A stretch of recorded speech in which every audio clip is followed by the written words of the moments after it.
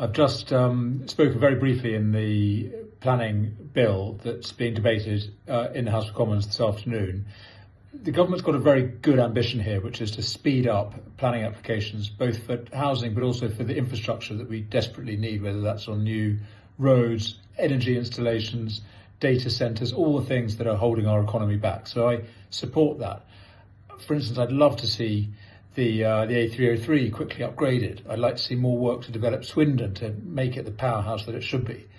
But I also want to see our natural habitats, our beautiful landscapes protected. And I'm concerned that under this bill there's going to be more house building imposed on villages, which isn't where the housing demand is. The housing demand is in the big cities.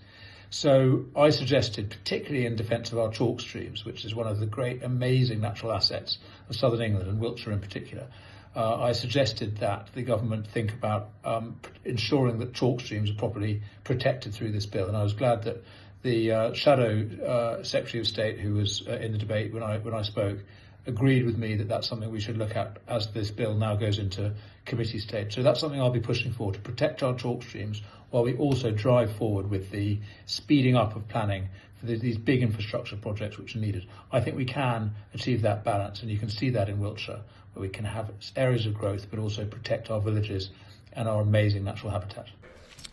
Questions? Happy to give way.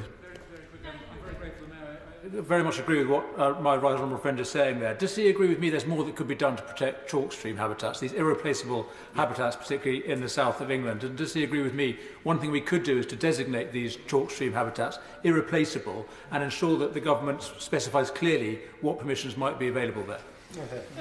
That's the kind of measure we may want to talk to him about in terms of potential amendments we make to this legislation as it passes through committee stage.